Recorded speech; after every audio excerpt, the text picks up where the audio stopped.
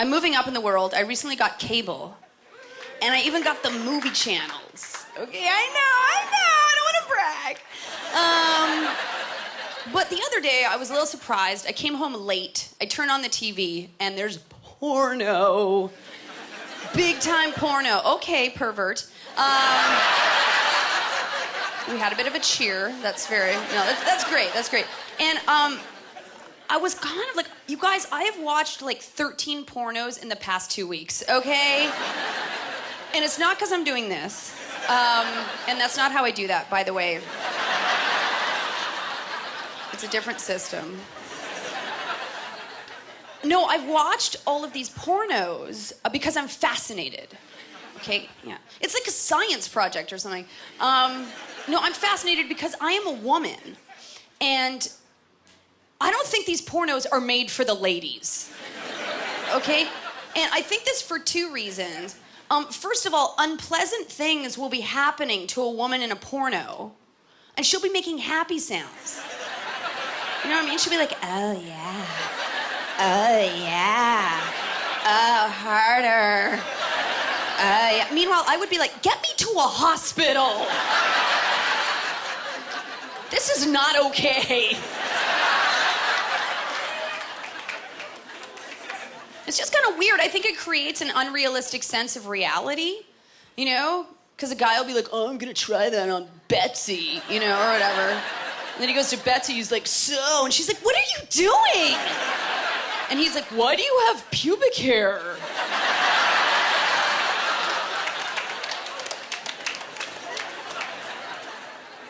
But the second reason I think they don't make these for ladies are the faces on the men in the porno. Okay, because I think men and women are stimulated differently. I think men like to see a woman's body. You know, they're like, boobies, I want to have sex, boobies! Or something like that. But I mean, I've never seen a guy's ass and thought like, I want to tap that. And that's not how I talk in my head, by the way. I'm not like, I like Starbucks, but it's too expensive.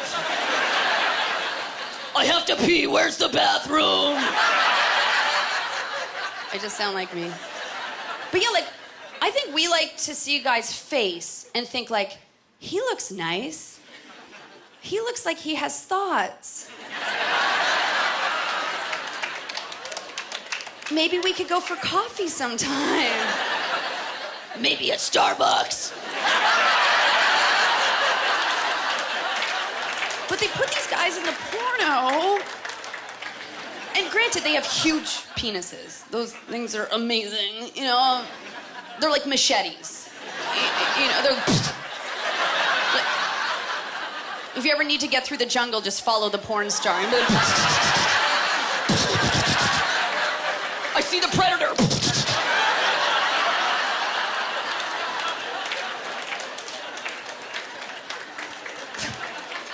Crazy.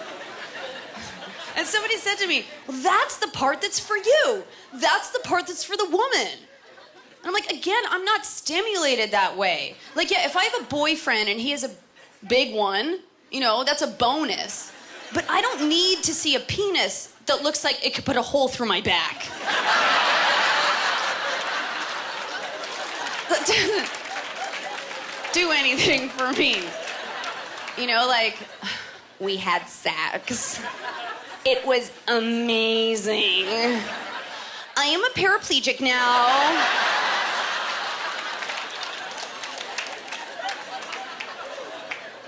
Was worth it. Anyway, so I'm watching this porno the other day, one of my cable porns. And by the way, I can't even get aroused, but... because I'm so traumatized. But the guy's having sex with a girl, you know, the in and out, and they pan up to his face, and he's just like,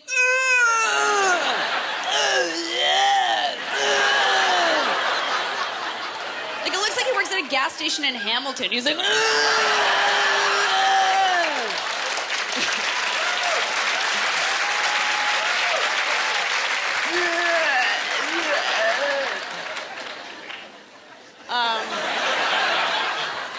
I'll just do a little porn for you right now. Woo! talk about testicles for a quick sec. I'm a woman, and I sometimes have relations with men in a naked way, and they have testicles, also known as balls, and I don't know what to do with them. You know, I don't have any. I can't practice. I mean, the only thing I know really about testicles is that I used to kick my brother in them, and he would fall to the ground and cry. So I'm kind of like, oh, shit, I don't know what, too hard. I just end up like David Bowie in Labyrinth.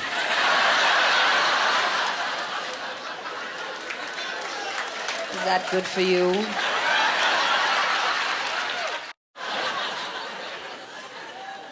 Sometimes I think about aging. Not so much about what I'll look like, but like who I will become. You know, like the other day I got all worried that I'll turn into one of those 60-year-old women who keep Kleenex in their sleeve.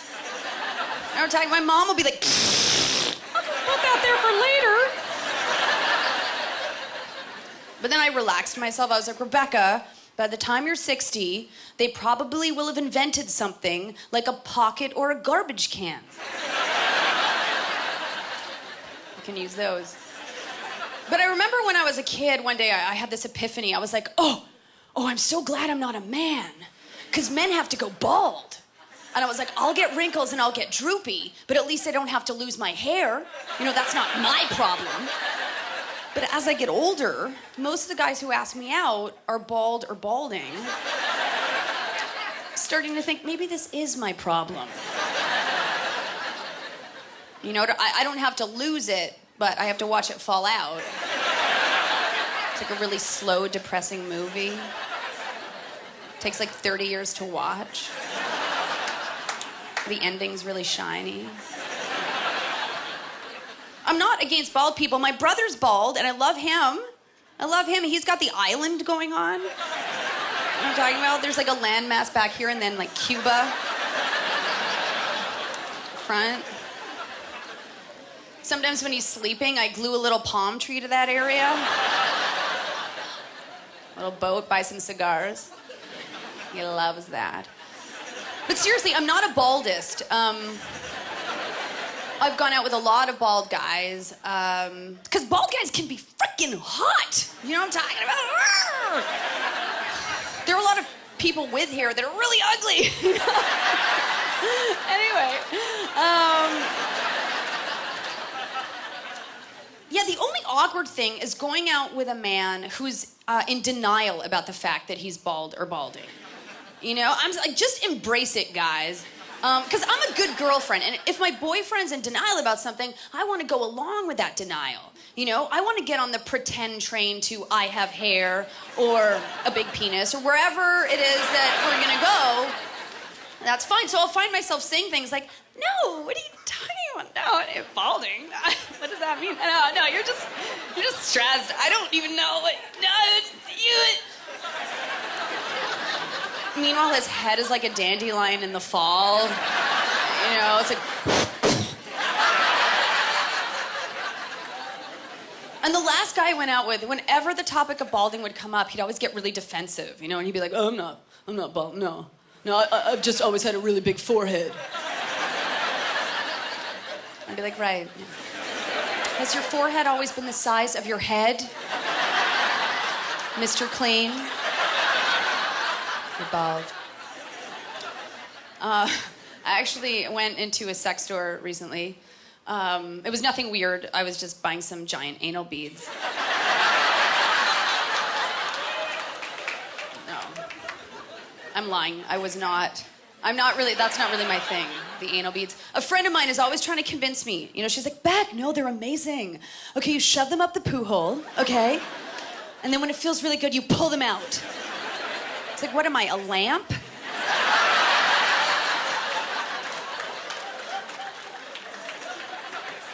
Why don't you try turning me on the old-fashioned way with a gerbil?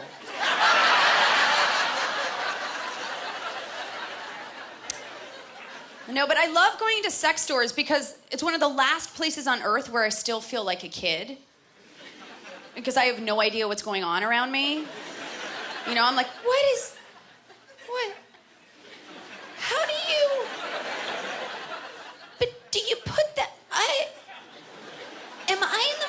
saw? Anyway, so I was in there the other day. It's none of your business. I was with a friend. And I saw this thing, and it was crazy. It was like this big, okay? It was kind of like, it was an apparatus, all right? And you would sit on this, okay? Do you understand? It had a big wang, okay? And basically, it would simulate having sex, okay? And it was on sale for $950. And I was like, whoa, like that's gotta be a dark day in a single woman's life. You know, she comes in, she's like,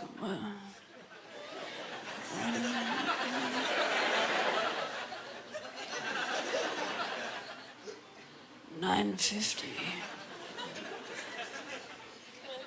Here's my visa, give me the horse. She talks like this, that's why she has to buy the horse. I just think it's sad because she's kind of resigning herself to the fact that no one's ever gonna come back to her apartment. Because if they do, they're gonna see that. You know, unless it disassembles like one of those exercise machines you see on TV. You're like, give it a quick screw and then slide it under the bed.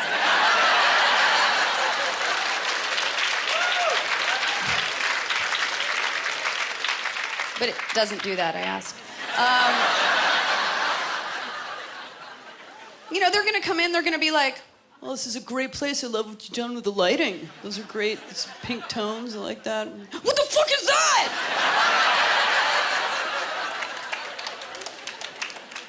Because if you have like a vibrator, you can just hide that in a drawer.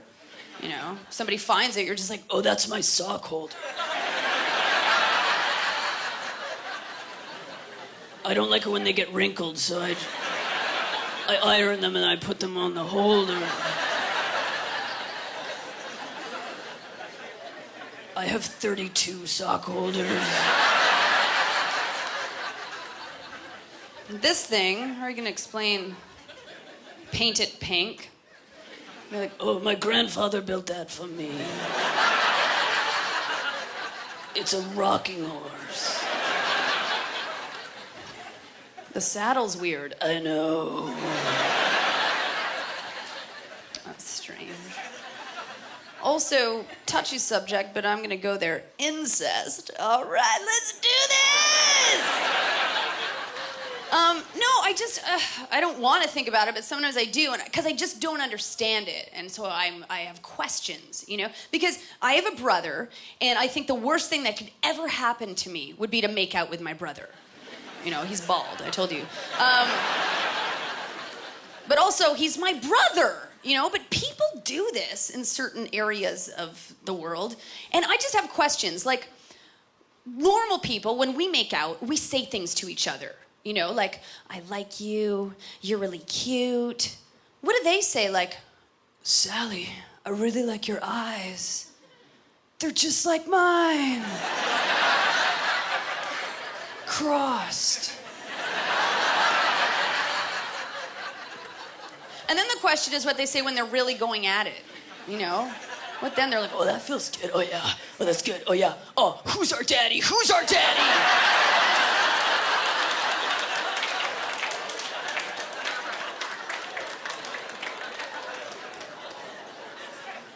She's like, you know him. We're in his minivan.